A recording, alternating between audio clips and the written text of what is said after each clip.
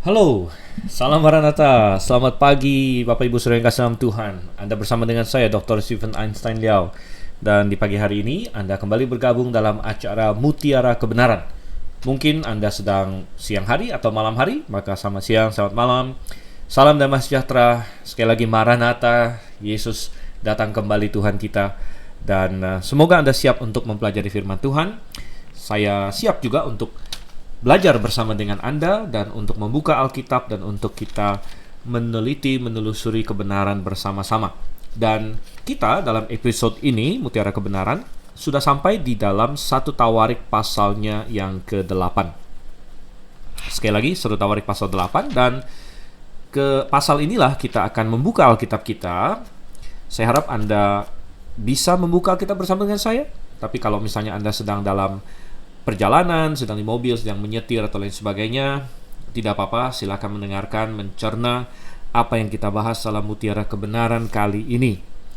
Dan sudah kasih Tuhan, di kitab 1 Tawarik ini sampai dengan pasal yang ke-8 kita masih membahas tentang silsilah. Jadi terutama di bagian awal dari Tawarik ada banyak sekali silsilah. Kita sudah membahas sampai dengan pasal yang ke-8.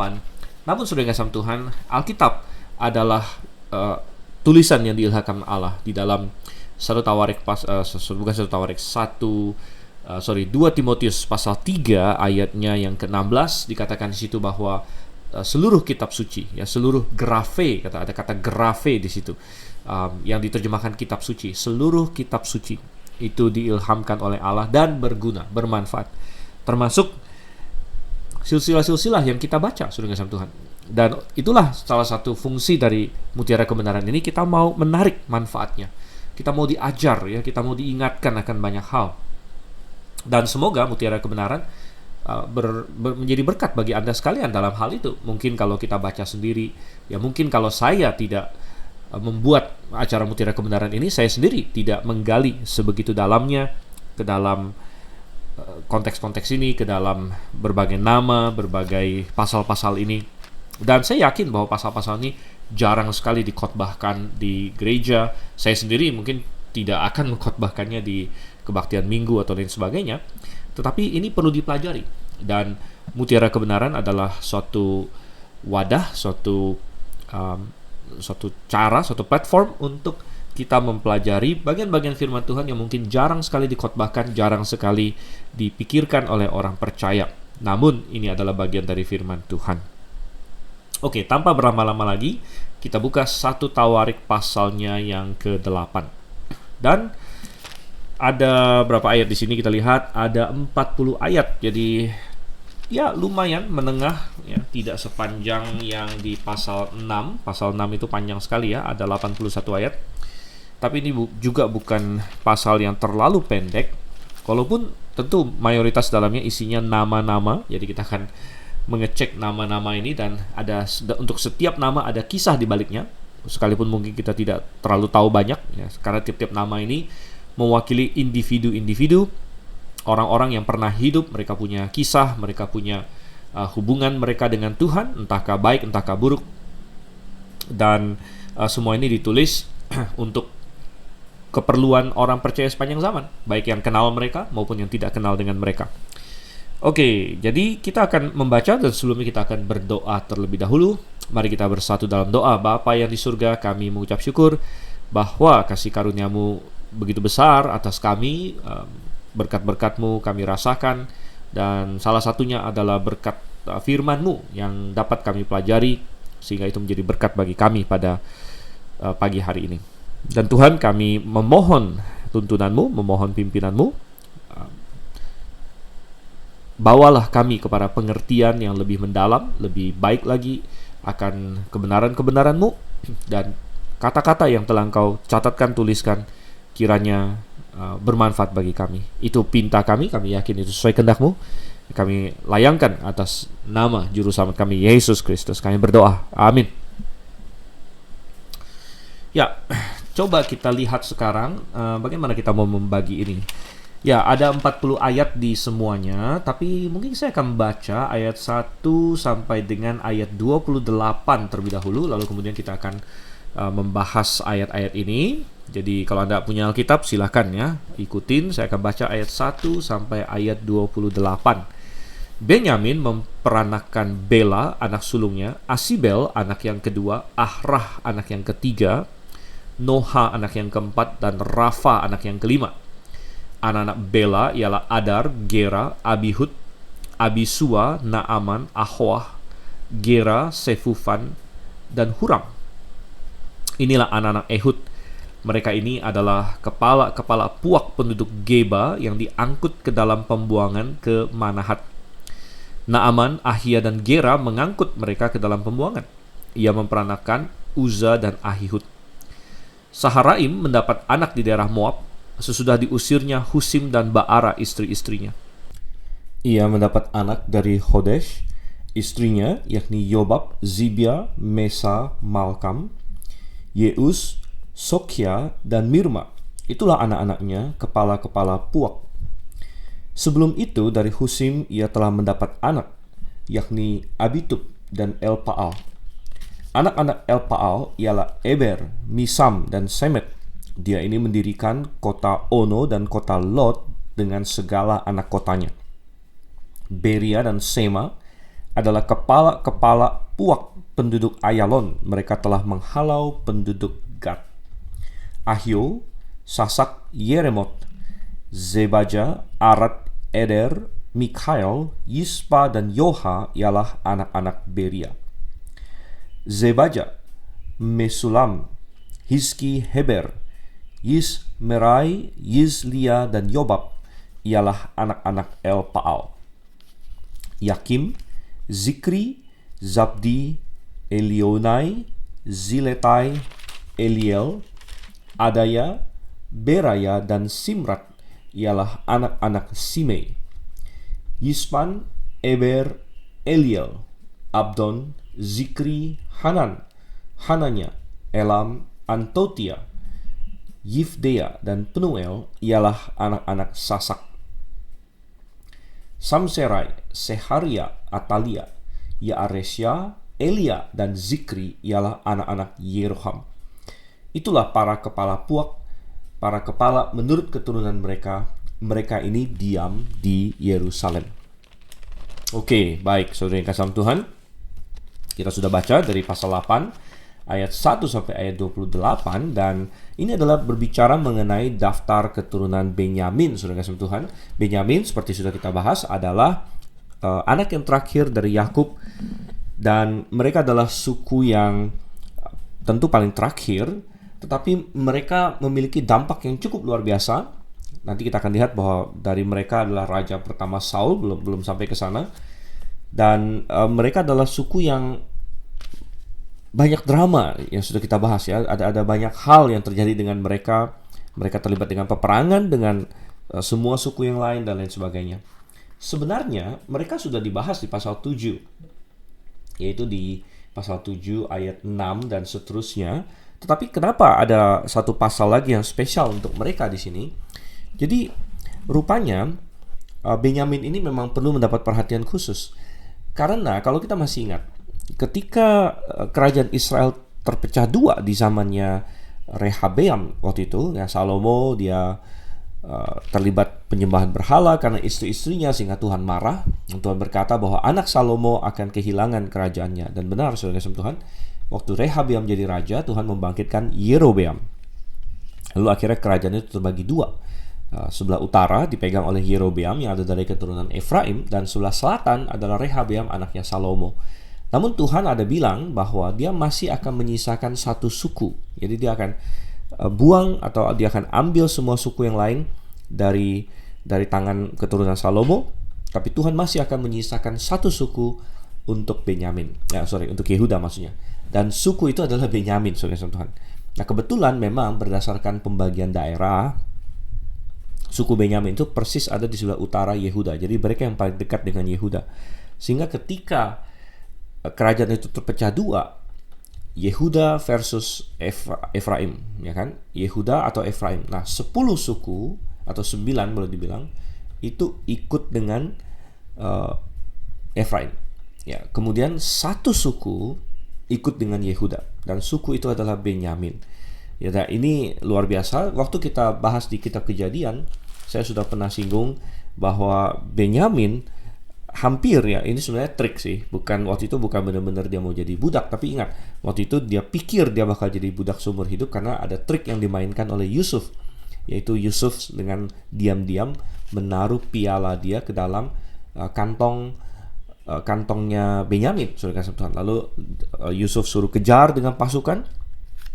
Dia tuduh anak-anak Israel waktu itu, kalian mencuri dan sebagainya. Lalu mereka bilang, enggak, kami enggak ada mencuri. Ya, dan akhirnya mereka bilang, pada siapa kedapatan piala itu, biar dia jadi budak saja. Dan akhirnya benar, itu kedapatan pada Benyamin waktu itu.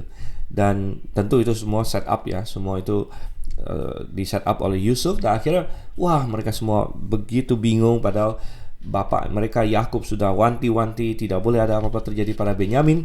Mereka semua harus balik lagi ke Mesir. Dan disitulah Yehuda tampil sebagai seorang pemimpin, di mana semua yang lain kebingungan, semua yang lain tidak tahu apa yang harus dilakukan. Yehuda datang dan berkata, ya sudah, aku yang take charge, aku yang bertanggung jawab, aku sudah jamin adikku ini kepada bapakku. Jadi oke, kalau ada yang harus jadi budak, aku akan gantikan Benyamin. Anda masih ingat itu di dalam kitab Kejadian pasal 40 sekian. Dan ya, artinya Yehuda rela mati, boleh dibilang rela mati untuk Benyamin pada waktu itu. Dan itu tentu adalah suatu gambaran dari Yesus Kristus sendiri. Dan saya rasa Benyamin tidak pernah lupa akan hal tersebut, saudara Tuhan. Dan banyak generasi kemudian, akhirnya ketika kerajaan itu terpecah, Benyamin kembali bersama dengan Yehuda. Benyamin lah yang akhirnya satu-satunya suku yang setia kepada keturunan Salomo, keturunan Daud. Dan akhirnya mereka ikut dalam kerajaan selatan di situ. Dan kalau kita lihat wilayahnya Benyamin, memang dia ada di sebelah utara dari Yehuda, persis sebelah utaranya, bahkan termasuk Yerusalem. Yerusalem itu adalah di perbatasan antara Benyamin dengan Yehuda. Nah, mengingat itu, saudara yang Tuhan, makanya ketika pembuangan Babel, ya, maka yang dibuang mayoritas adalah orang Yehuda. Karena yang suku-suku utara itu sudah dibuang waktu pembuangan Asyur. Ya. Lalu akhirnya kira-kira 100-an tahun kemudian, giliran Yehuda yang dibuang. Nah, yang dibuang Yehuda plus Benyamin sebenarnya. Dan ketika mereka kembali lagi dari Babel, maka selain orang-orang Yehuda, banyak orang Benyamin juga yang balik. Nah, oleh karena itu, penulis Tawarik menaruh perhatian spesial kepada suku Benyamin di sini. Karena ada banyak orang-orang yang pulang dari pembuangan, sebagian mereka adalah orang Benyamin, dan sebagian mereka adalah penduduk Yerusalem tadinya, nenek moyang mereka penduduk Yerusalem, dan karena Yerusalem adalah pusatnya, adalah ibu kota mereka, maka mereka perlu melacak, ya, siapa ini tanahnya siapa, dan lain sebagainya. Tadi ayat yang terakhir yang kita baca satu Tawarik 8 ayat 28 dikatakan, itulah para kepala puak, para kepala menurut keturunan mereka ini diam di Yerusalem. Ya. Jadi banyak orang Benyamin memang tinggal di Yerusalem karena itu memang adalah daerah mereka sebenarnya. Kota Yerusalem sekali lagi ada di perbatasan antara Yehuda dengan Benyamin. Ya. Dan kita masih ingat tokoh-tokoh di waktu kita baca di 1-2 Samuel dan 1 Raja-Raja, ada satu orang Benyamin namanya Simei. Anda masih ingat? Simei itu adalah orang yang tinggal di Yerusalem. Dia adalah yang mengutuki Daud, ya, karena dia rupanya pendukung die hard-nya Saul, ya. Jadi dia tuduh Daud enggak, ya, dia tuduh Daud memberontak terhadap Saul dan lain sebagainya. Jadi waktu Daud lari dari Absalom, Simei mengutuki Daud, saudara Tuhan, ya, sampai para pasukan pahlawannya Daud itu marah sekali dengan Simei. Dan pada masa Salomo menitahkan kepada Simei dia tidak boleh keluar dari Yerusalem. Ya, kalau dia keluar dari Yerusalem dia akan mati. Dan rupanya memang Simei tinggal di Yerusalem. Itu contoh seorang Benyamin yang tinggal di daerah Yerusalem. Oke, nah tadi dari ayat-ayat yang kita baca di sini, mungkin ada yang berkata, kenapa informasinya sedikit berbeda dengan di pasal 7? Karena di pasal 7 kita sudah dapat ini, ya, anak-anak Benyamin, pasal 7 ayat 6. Anak-anak Benyamin ialah Bela, Becher, Yediael, 3 orang. Lalu di pasal 8 ayat 1, anak-anak Benyamin. Benyamin memperankan Bela. Bela sama ya. Kemudian tapi nama-nama selanjutnya beda. Ada Asibel, Ahrah, Noha, lalu Rafa. Ada 5 malah. Tetapi kita sudah sempat singgung di pasal 7 bahwa ini tidak heran dan tidak membingungkan dan bukan suatu kesalahan. Karena Benyamin bahkan sebenarnya punya 10 anak, saudara kasih Tuhan. Kita bisa konfirmasi ini di dalam Kejadian pasalnya yang ke-46. Coba kita buka sebentar. Oke, Kejadian pasal 46 ayat 21. Anak-anak Benyamin ialah Bela, Beker, Asibel. Oke, jadi Beker tadi kan sudah disebut di pasal 7 ya. Kalau pasal 7 Bela, Beker, Yediael. Kalau di pasal 8 Bela, Asibel, Ahrah, Noha, Rafa. Kita bandingkan dengan Kejadian 46 ayat 21 tadi. Anak Benyamin adalah Bela, Beker, Asibel, Gera, Naaman, Ehi, Rosh, Mupim, Hupim, dan Aret katanya. Total ada 10 nama. Jadi ketika Saudara Tawarik pasal 7 mencatat 3 saja, itu dia berfokus kepada 3 yang sedang dia fokuskan di pasal itu. Sedangkan Saudara Tawarik 8 membahas 5. Sebenarnya masih ada 5 yang belum dibahas. Sekali lagi, jadi informasi ini bukan bertentangan, ini hanyalah melihat silsilah Benyamin dari sudut pandang yang berbeda satu dengan yang lain. Kembali lagi ke Saudara Tawarik pasal 8, kita harus ingat sekali lagi bahwa di zaman dulu nama orang itu sering bervariasi. Ya, ada beberapa hal. Satu, karena pada waktu itu belum ada semacam kita bilang penyamaan cara penulisan dan lain sebagainya. Media tertulis tidak sebanyak sekarang ya. Bukan berarti orang zaman dulu itu bodoh-bodoh, mereka pintar juga sebenarnya, tapi jelas ketersediaan kayak seperti kertas ya, apalagi hari ini digital ya, dengan ketik screen dan lain sebagainya, jelas tidak ada pada waktu itu. Mereka juga tidak punya kertas, jadi mereka menulis dengan manuskrip ya, atau bahkan dengan tanah liat dan dengan batu bahkan. Dan media tertulis jauh lebih jarang. Oleh karena itu seringkali tidak ada standarisasi cara penulisan, itu satu ya.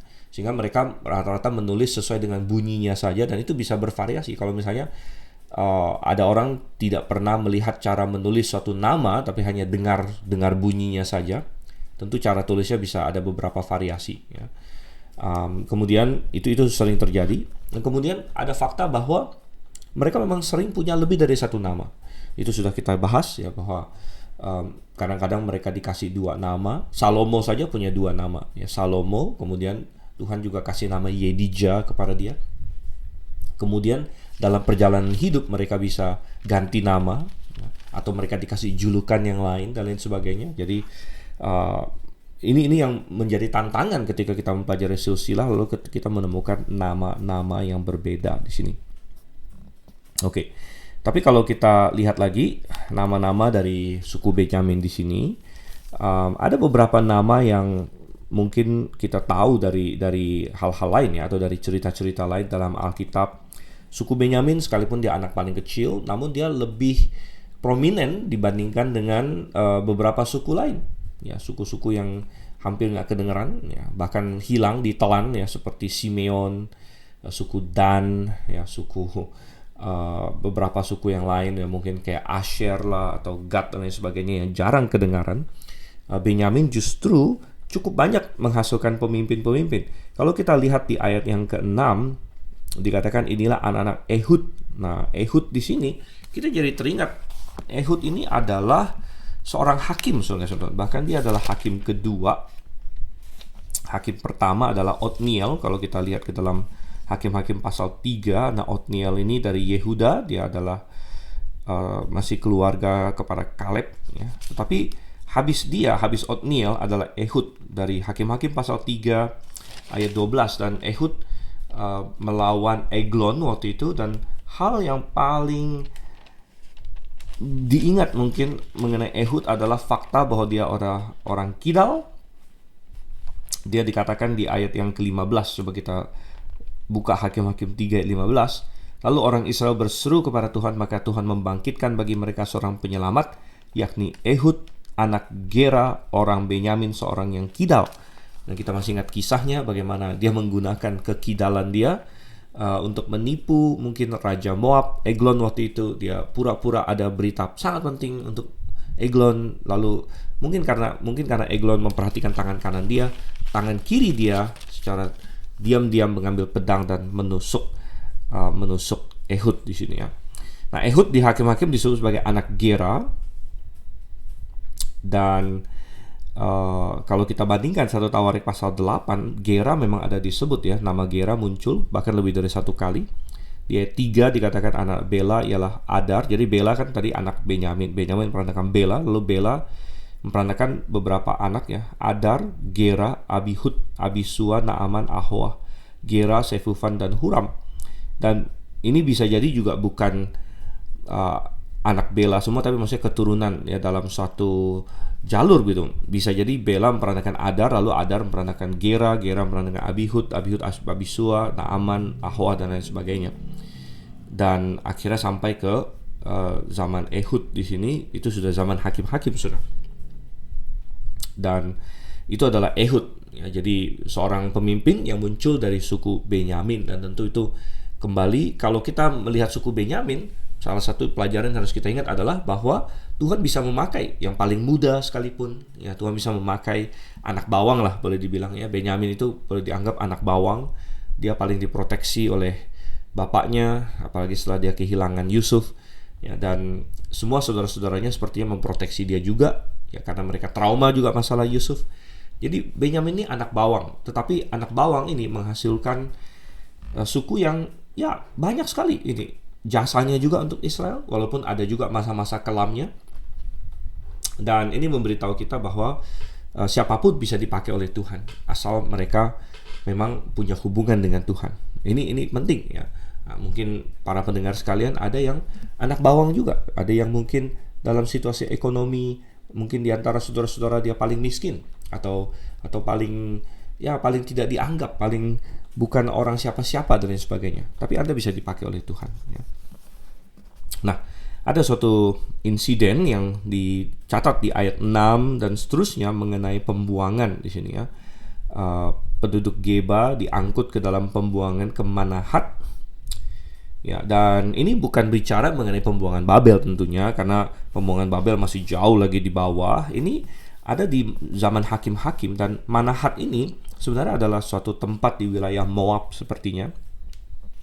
Dan kita tidak tahu banyak tentang pembuangan ini, tetapi mudah sekali untuk dipahami bahwa semasa zaman Hakim-Hakim itu Israel kan silih berganti dijajah oleh berbagai bangsa. Nanti ada Kanaan, nanti ada Moab, nanti ada orang Midian lah, nanti oleh Filistin lah, dan lain sebagainya. Jadi silih berganti ada sekitar 7 siklus tercatat di dalam kitab Hakim-Hakim, bagaimana orang Israel meninggalkan Tuhan, lalu Tuhan membiarkan mereka dijajah dan lain sebagainya, lalu Tuhan bangkitkan penyelamat bagi mereka. Dan tidak heran kalau misalnya di antara salah satu dari siklus-siklus itu ada sebagian orang Israel yang akan ditawan ya, dibawa ke negara lain dan lain sebagainya. Dan sepertinya ini yang dimaksud di sini, bahwa ada sebagian orang Benyamin yang akhirnya dibuang ya, ditawan lah boleh dibilang, dibuang ke dalam Manahat di sini yang ada di sekitar daerah Moab pada waktu itu. Dan ya, ini adalah insiden yang dicatat walaupun kita tidak membaca itu di bagian lain dari Alkitab. Satu nama lain lagi adalah Saharaim ya. Nah, yang agak sedikit menonjol dari Saharaim ini, kenapa dia dikatakan mengusir istrinya ya. Dan rupanya ini dia dapatkan waktu dia dalam pembuangan di sini ya. Jadi mereka dibuang ke daerah Moab ya, ayat 8. Saharaim mendapat anak di daerah Moab katanya. Dan rupanya dia ada mengusir istrinya Husim dan Baara ya. Ya, kita tidak dikasih tahu lagi kenapa dia mengusir istrinya ini. Rupanya dia ada tiga istri minimal di sini ya. Satu Husim, kemudian Baara di ayat 8, kemudian ada Hodesh di ayat yang ke-9. Jadi punya 3 istri. Dia usir 2 orang. Dia ceraikan mereka sepertinya ya. Teks tidak memberitahu kita kenapa. Ya. Yang jelas bukan karena kedua istrinya ini nggak punya anak, ya, karena kadang-kadang pada zaman dulu ini memang cukup kejam dan secara moral salah, ya, ketika seorang istri tidak punya anak, kadang-kadang dia diusir oleh atau diceraikan, atau kalau suaminya masih dalam tanda kutip baik gitu ya, dia memelihara istrinya tapi dia ambil istri lain lagi. Jadi ini bukan itu yang terjadi pada Husim dan Ba'ara, karena kita membaca di ayat 11-nya, ya, turun sebelum itu dari Husim ia telah mendapat anak, yakni Abitub dan Elpaal. Jadi Husim sudah punya anak, dan kemudian diusir. Dan sepertinya Saharaim ini lebih mengutamakan anak-anak dari Hodesh. Ya, jadi istrinya tadi ada 3, Husim, Ba'ara, Hodesh. Ayat 9 bicara mengenai anak dari Hodesh istrinya. Lalu ada banyak di situ ya, Yobab, Zibia, Mesa, Malkam, Yeus, Sokya, Mirma. Itulah anak-anaknya, kepala-kepala puak. Ya. Jadi Saharaim lebih mengutamakan anak-anak dari Hodesh rupanya. Ya. Namun ternyata, ya, sampai di situ saja catatan mengenai anak-anak dari Hodesh. Kalau kita baca seterusnya, rupanya jalur yang utama yang akhirnya akan turun terus, yang akhirnya dicatat oleh Tawarik, penulis Tawarik di sini sampai nanti ayat 20 tadi, adalah anak-anak dari Husim, istri yang diusir itu. Ya, di mana Husim punya 2 anak, Abitub dan Elpaal. Ya. Dari segi jumlah anak, Husim kalah. Hodesh lebih banyak tadi. Kita baca Yobab, Zibia, Mesa, Malkam, Yeus, Sokya, Mimra, ada 7 anak. Ya, Hodesh punya 7 anak. Ya, Husim punya 2 anak saja. Dan Husim diusir oleh suaminya. Ya. Dan pelajarannya di sini, sekali lagi kita tidak tahu banyak ya tentang mereka. Kita tidak tahu siapa yang salah sebenarnya. Adakah yang dilakukan oleh Husim atau karakternya Hodesh kayak gimana, kita nggak tahu sebenarnya. Cuman ada pelajaran penting saja di sini, bahwa dari banyak yang kita tidak tahu, ya minimal kita tahu bahwa akhirnya keturunan Husim inilah Abitub, Elpaal, karena selanjutnya ayat 12, anak-anak Elpaal ialah Eber, Mesam, Semet, dan seterusnya. Anak-anak dari Husim inilah yang akhirnya dicatat terus sampai ke bawah. Artinya puak utama akhirnya berasal dari Husim, dari seorang wanita yang hanya punya 2 anak yang diusir oleh suaminya. Akhirnya keturunan keturunan Benyamin maksud saya, yang utama yang dicatat terus adalah dari dia, begitu. Dan kembali ini adalah pelajaran dari suku Benyamin, bahwa orang yang kadang-kadang tidak dianggap, yang kita pikir tersisihkan, ya itu bisa dipakai oleh Tuhan, gitu. Ini adalah suatu penghiburan bagi kita. Bahkan seorang perempuan pun yang diusir suaminya, ya, yang kalah dalam tanda kutip dari saingannya mungkin, ya, dalam hal beranak, gitu. Karena rupanya perempuan-perempuan zaman itu salah satu mereka bertanding satu dengan lain adalah dengan anak, gitu ya, dengan punya anak lain sebagainya. Kita teringat akan Rahel dan Leah. Namun akhirnya keturunan dialah Elpaal yang menurunkan garis utama dari suku Benyamin, gitu. Ya, kembali suatu pelajaran di sini. Oke, tidak ada lagi nama yang terlalu mencuat setelah itu. Jadi kita akan masuk ke ayat 29 sekarang, ya. Ayat 29 di mana penulis Tawarik beralih kepada tokoh yang mungkin paling terkenal dari suku Benyamin sebelum Perjanjian Baru. Nah, karena ya setelah Perjanjian Baru nanti ada satu orang dari suku Benyamin yang paling terkenal. Nah, coba Anda bisa tebak nggak? Nanti kita akan bahas tentunya, ya. Tapi coba kita lihat di sini ayat 29 sampai ayat yang ke-40. Saya bacakan. Tetapi di Gibeon diam bapak Gibeon, yakni Yeiel, dan nama istrinya ialah Ma'akha. Anak sulungnya ialah Abdon, lalu Zur, Kish, Baal, Nadab, Gedor, Ahio, Zeker, dan Miklot yang memperanakan Simea. Juga mereka ini pergi diam berdekatan dengan saudara-saudara mereka di Yerusalem bersama-sama saudara mereka yang lain. Ner memperanakan Kish, di sini.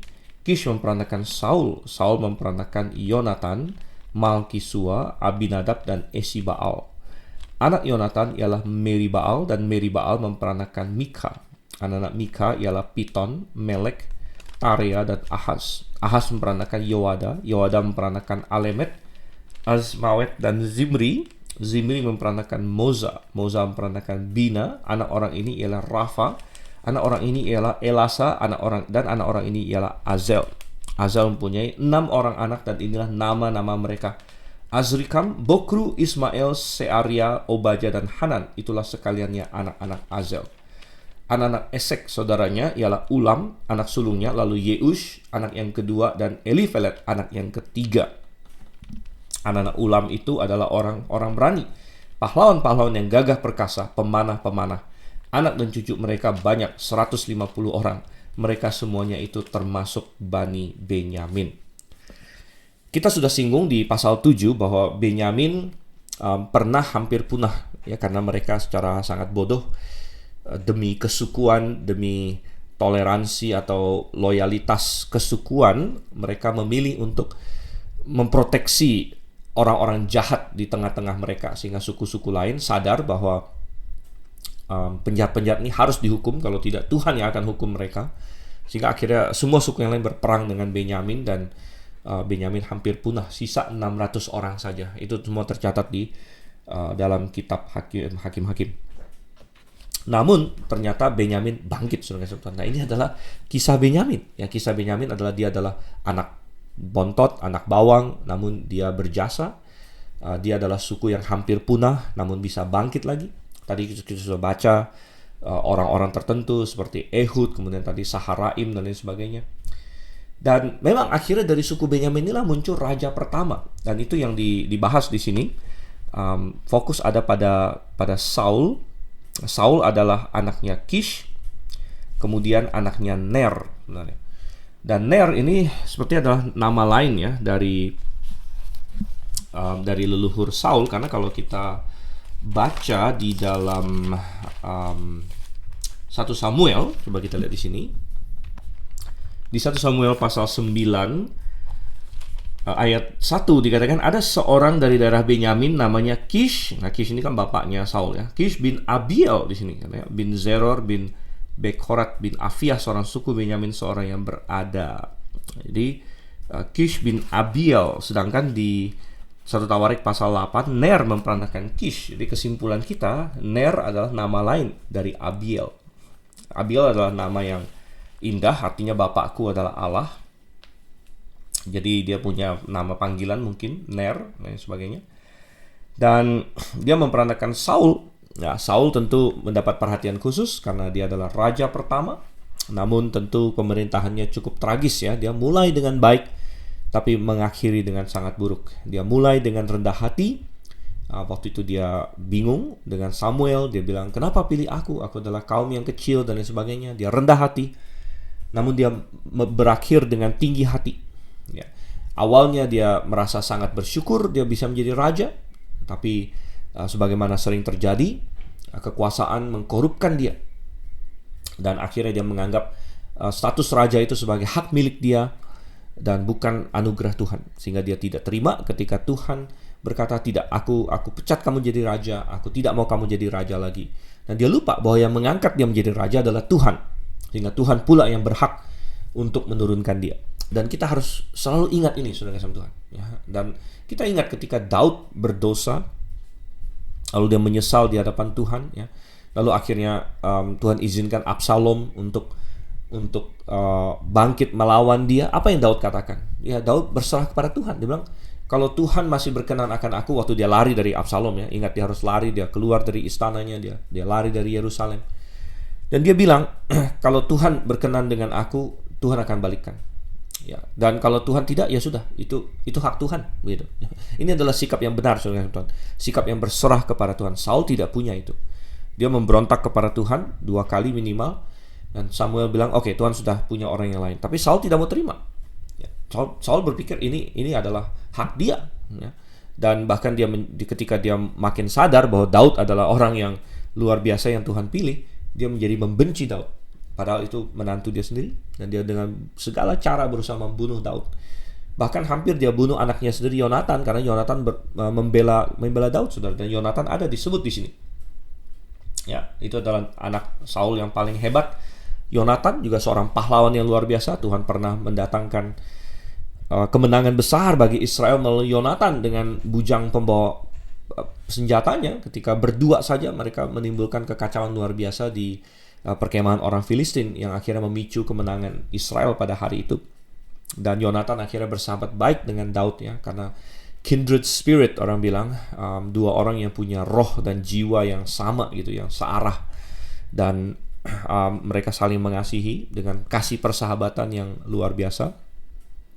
Dan Yonatan membela Daud, ya, dan ayahnya sampai marah, sempat lempar tombak, dan ayahnya berkata, kamu tidak akan jadi raja selama anak Isai itu, Daud maksudnya, masih hidup, tahu tidak, katanya, ya. Dan ya, bagi Saul yang penting adalah dinasti dia, bukan Tuhan. Dinasti dia lebih penting, ya. Keturunan dia jadi raja itu lebih penting daripada Tuhan. Nah, Daud sebaliknya, dia mementingkan Tuhan daripada keturunannya. Dan ironisnya, saudara yang kasih Tuhan, karena Daud mementingkan Tuhan daripada kerajaannya, daripada keturunannya, Tuhan yang berkata, oke, aku akan bangun bagimu suatu keluarga, suatu dinasti yang tidak akan berakhir, ya, karena engkau mementingkan Tuhan, ya, aku akan kasih itu kepadamu. Sedangkan Saul yang lebih mementingkan anaknya, lebih mementingkan dinastinya, lebih mementingkan kerajaannya daripada Tuhan, ya, dia tidak bisa mempertahankan anaknya mati semua. Ya, nah, ini sangat tragis, saudara kasih Tuhan, karena Yonatan adalah seorang yang luar biasa, tapi dalam pertempuran terakhir dengan Filistin, kita baca bahwa Saul mati dengan anak-anaknya yang pahlawan semua, Yonatan, Melkisua, Abinadab, ya. Ada satu anaknya yang rupanya tidak mati, mungkin tidak ikut perang, anak yang mungkin paling tidak kompeten sebenarnya, makanya dia tidak ikut perang, yaitu yang terakhir, yaitu Esibaal, yang nama lainnya rupanya adalah Isiboset. Ya, Esibaal, nama lainnya Isiboset. Dan dialah yang akhirnya sempat bertarung dengan Daud untuk menjadi raja atas seluruh Israel, sampai akhirnya dia dibunuh oleh kepala panglima dia sendiri, saudara. Dan sekali lagi kita lihat, Saul yang mementingkan dinasti dia tidak mendapatkan dinasti. Daud yang mementingkan Tuhan, justru Tuhan bilang, aku akan memberikan kau dinasti yang kekal. Itu pelajaran yang begitu indah bagi kita. Ini sesuai dengan yang Tuhan katakan dalam Matius 6 ayat 33. Carilah dahulu kerajaan Allah dan kebenarannya, maka semuanya akan ditambahkan kepadamu. Tuhan mau melihat siapa di antara manusia yang benar-benar mengasihi dia, yang benar-benar mencari dia, yang benar-benar mengutamakan Tuhan dibandingkan semua yang lain. Ya, Anda mengutamakan Tuhan lebih daripada harta, lebih daripada pekerjaan, lebih daripada posisi, lebih daripada kenyamanan hidup, dan Tuhan akan mengasihi engkau. Dan adalah sangat mudah bagi Tuhan untuk menambahkan semua itu kepada kita. Saudara, kita harus percaya Tuhan adalah pribadi maha kuasa, pemilik, penguasa seluruh dunia ini. Daud dan Saul adalah pelajaran yang sangat penting bagi kita. Apa yang Anda pentingkan? Hari ini begitu banyak orang mengejar harta, mengejar kenyamanan hidup, mengejar promosi, pekerjaan, dan lain sebagainya. Dan Tuhan nomor 2, ya seringkali Tuhan bukan tidak ada dalam hidup mereka. Mungkin mereka bisa bilang, oh ya, saya percaya Tuhan kok, ya saya orang Kristen kok, ya saya ke gereja kok. Tapi Tuhan tahu hati kamu ada di mana. Apakah itu hanya ya Anda ikut arus saja? Ya seperti Saul bisa bilang, oh saya juga percaya Tuhan kok, gitu. Saya juga ini kok, saya juga orang Israel, saya pengikut Yehova juga. Tapi hati kamu, Saul, hati kamu tidak sepenuhnya pada Tuhan. Kamu ikut Tuhan lip service. Kamu ikut Tuhan karena memang ya kamu kebetulan orang Israel gitu. Ya kamu bukan benar-benar mengasihi Tuhan. Kamu tidak benar-benar mau taat sama Tuhan. Kamu taat sama Tuhan hanya ketika itu convenient, ketika itu mudah dilakukan. Tidak demikian Daud, ya. Daud benar-benar mengasihi Tuhan. Daud benar-benar hatinya tertuju kepada Tuhan. Dan ini dua contoh yang besar sekali, saudara kasih Tuhan. Ya, luar biasa. Dan Saul akhirnya tidak mendapatkan dinasti, ya, tapi keturunan dia akhirnya bertahan. Dan keturunan dia bertahan itu adalah karena Yonatan sebenarnya. Dan memang Yonatan akhirnya mati, ya, Yonatan mati, tapi karena dia adalah sahabat Daud, dan dia boleh dibilang saudara angkat dengan Daud bahkan ya. Dan mereka adalah saudara juga, saudara ipar, karena Daud menikah dengan Mikal, jadi mereka saudara ipar, saudara angkat boleh dibilang. Dan akhirnya Yonatan punya anak yaitu Meri-Baal di ayat yang ke-34 ya. Anak Yonatan ialah Meri-Baal ya. Dan nama lain Meri-Baal ini adalah Mephibosheth. Kalau kita masih ingat di kitab Samuel, Mephibosheth adalah anaknya Yonatan yang akhirnya dikasihani oleh Daud dan dikasih makan oleh Daud, dibiayailah oleh Daud. Ini adalah anak dari dari sahabat terbaik dia. Boleh dibilang ya keponakannya Mikal juga, saudara. Keponakannya Mikal, jadi keponakannya Daud juga. Dan nama lain dia Mephibosheth, Meri-Baal di sini. Nah, mungkin Anda bertanya, kenapa ini ada banyak yang Baal-Baal ini kok ujungnya Boset? Tadi kan kita bilang ada dua nama ya, di ayat 33 terakhir Esi-Baal, itu nama lainnya Isi-Boset. Esi ke Isi oke lah, mirip-mirip, tapi Baal jadi Boset. Kemudian Meri-Baal jadi Mephibosheth. Ini benar karena Boset dalam bahasa Ibrani artinya sesuatu yang memalukan. Ya, sesuatu yang rendah memalukan ya. Jadi ini rupanya cara orang Israel waktu itu untuk menghina Baal gitu ya. Baal ini sebenarnya punya beberapa arti ya. Baal bisa berarti suami, Baal bisa berarti tuan ya, seperti kayak tuan tanah ya, tuan ya, kayak misalnya bos kita tuan begitu ya. Tapi Baal juga akhirnya dipakai sebagai nama berhalanya orang Filistin dan lain sebagainya, orang Kanaan ya. Sehingga kadang-kadang ada orang waktu itu cukup populer rupanya di Israel untuk menggantikan Baal dengan Boset ya. Jadi Baal itu sesuatu yang rendah atau memalukan ya. Sehingga banyak orang yang punya nama Baal di belakangnya itu kadang-kadang diganti dengan Boset ya. Jadi Esi Baal jadi Isi Boset ya. Meri Baal jadi Mephibosheth dan lain sebagainya. Dan kisah dari Meri Baal atau Mephibosheth ini, dia rupanya waktu dia kecil inang pengasuhnya sempat menjatuhkan dia sehingga kakinya timpang. Waktu itu belum ada spesialis ortopedi bisa operasi segala macam. Akhirnya dia sampai dewasa dia timpang. Namun Daud menaruh belas kasihan padanya. Dia cari waktu itu mana ada lagi keturunan Saul, keturunan Yonatan ya. Dan tadinya mungkin ada orang berpikir, wah ini Raja Daud mau balas dendam ini ya. Tapi tidak, jauh dari itu. Daud tidak pernah membenci Saul sedang sebenarnya. Bahkan dia mengasihi Saul dan mengasihi keluarganya. Orang dia keluarga Saul juga kok ya. Dia menikah dengan anaknya Saul. Dan apalagi anaknya Yonatan ya, saudara dia, saudara ipar dia, sahabat dia yang terbaik ya. Dan dia mencari keturunan Yonatan untuk mengasihinya. Dan akhirnya mereka temukan Mephibosheth. Dan Daud panggil Mephibosheth ya. Daud kasih dia kedudukan untuk bisa makan di rumah dia. Bahkan waktu itu Daud pulihkan lagi ya, tanahnya Saul, tanah leluhurnya semua dipulihkan ke Mephibosheth. Bahkan Daud cari lagi siapa hamba Saul yang dulu, lalu dia akhirnya dapat ya, Ziba namanya. Dan Ziba dan anak-anaknya disuruh melayani ya, tanahnya Saul, hasilnya harus dikasih ke Mephibosheth dan sebagainya. Nah, terjadi suatu tuduhan ya, pada waktu Daud lari dari Absalom, dia harus lari dari Yerusalem, lalu Ziba datang gitu ya. Ziba datang lalu menuduh bahwa Mephibosheth seneng ya Daud ini lari dari Absalom dan lain sebagainya ya, sehingga Daud sempat kecewa dengan Mephibosheth ya. Karena Mephibosheth tidak ikut dia lari, dan Ziba sepertinya sih memfitnah dia ya, dan berkata Mephibosheth kesenangan begitu bahwa Daud ini, padahal ya Daud tidak pernah berbuat jahat pada Mephibosheth. Namun waktu Daud balik lagi ke Yerusalem setelah Absalom kalah, ya Mephibosheth datang dan berkata, oh aku ditipu oleh Ziba nih, katanya oleh Ziba, karena aku timpang, aku tidak bisa lari bersama dengan tuanku ya. Dan padahal Daud sudah bilang kepada Ziba, itu semua tanahnya Saul udah buat kamu aja ya. Dan Mephibosheth bilang, nggak apa-apa, buat dia aja tanahnya, katanya ya. Aku sudah senang bahwa raja aku Daud balik. Dan sepertinya kalau kita baca teks ini, Mephibosheth atau Meri Baal di sini tulus ya. Jadi saya lebih cenderung kepada penafsiran bahwa Ziba di situ sedikit bermain politik di situ ya. Dia menuduh anak tuannya yang tidak begitu. Ya, namun akhirnya keturunan Saul bisa bertahan itu adalah karena Mephibosheth ini, karena Yonatan, karena Meri Baal. Karena kalau kita baca terus, Meri Baal lalu memperankan Mika, Piton, Melek, dan terus yang tadi kita baca, sampai akhirnya puak mereka menjadi kuat lagi ya, puak mereka menjadi kuat lagi. Yang ayat 40, di mana akhirnya ada lagi orang-orang yang gagah berani, pahlawan-pahlawan yang gagah perkasa. Ya, karena Bani Benyamin rupanya terkenal dari dulu pahlawan-pahlawannya gagah perkasa. Dan itu benar ya, Saul hebat, Yonatan hebat. Dulu waktu perang dengan 11 suku yang lain, mereka juga hebat sampai pernah membuat 11 suku yang lain kalah beberapa kali ya.